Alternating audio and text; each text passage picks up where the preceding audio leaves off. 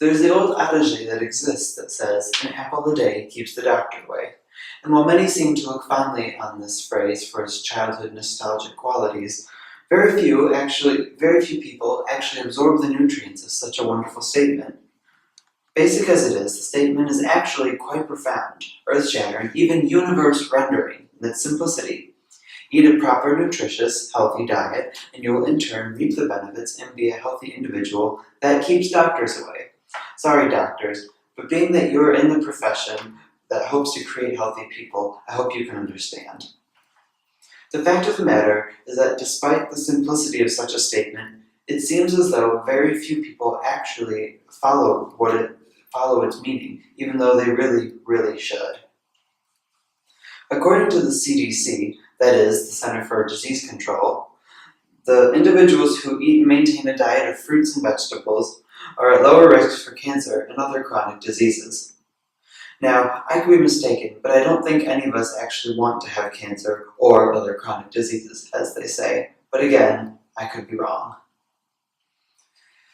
Additionally, fruits and vegetables are naturally low in fat and calories and are filling, so that spells good news for those of you looking to go to Bora Bora next summer on vacation. But don't think that only eating an apple a day will keep that doctor away, because the Harvard School of Public Health agrees that variety is indeed the spice of life, and that the variety of produce that you consume, that is vegetables and fruits, is equally, if not more important, than the quantity that you consume.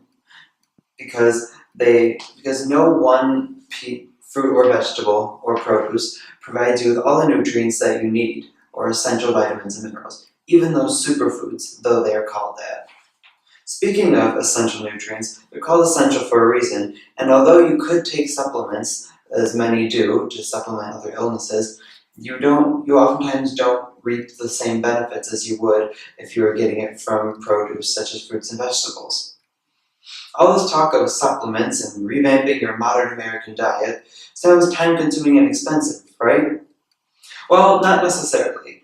Consider the amount of money you spend on food now, and shift those funds spent on, we'll call them less than ideal food choices or options, and shift them towards more nutritious offerings in the range of fruit and vegetables, things of that sort. And then factor in the reduced medical bills because you live a healthier diet, hopefully, and then on top of that, you feel fuller from the produce itself, which means that you have to eat less, which means you have to buy less, which then means that you're ultimately spending less money on the produce than you thought you were going to be needing to spend in the first place. So while maybe initially your fines and prices may go up in your expenses, in the long run, and not a very long run at that, you're going to see that your bills go down.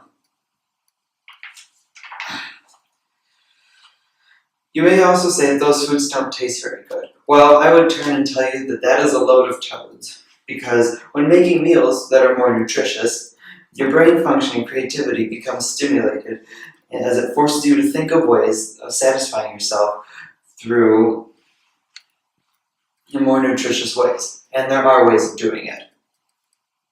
Fats and grease are not the only way to produce flavor. There's other ways through spices and things of that sort.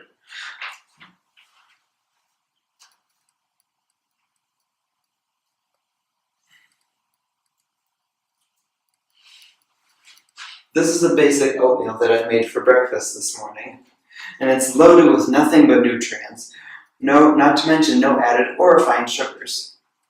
This is a maple sweet potato oatmeal topped with pecans, Greek yogurt, banana slices, blackberries, blueberries, and red currants, and a drizzle of grade A maple syrup, none of the Aunt Jemima stuff.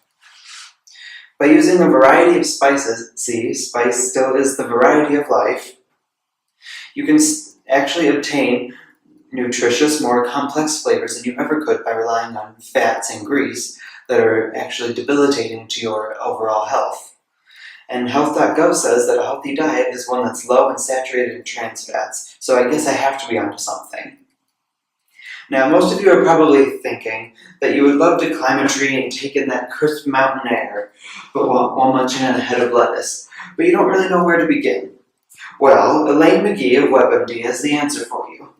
The key is to incorporate it into foods that you already love and make the transition gradual. Oftentimes, when you try and quit something cold turkey, like addictive things like cigarettes, you're not able to do it because your diet is so, and your lifestyle are so around that thing itself. So it's good to incorporate it into what you already know, what you already are familiar with and like. In this situation, try, say, a broccoli cheddar soup with maybe a little less cheddar and a little more broccoli. And then you're already incorporating more vegetables into your diet and less fats. Or, if you really aren't that big on the creaminess of soup itself, maybe just a cheese cheddar drizzle over broccoli. And then you eliminate a lot of the creaminess that comes with the soup. Habits are rarely made, or rarely broken cold turkey. And so when they show a higher chance of being risks, of breaking when you risk doing it that way. And so instead of depriving yourself of what you love, let yourself love what you already love in a healthier way. And then you're already on the way to arriving at the junction of a happier, healthier you.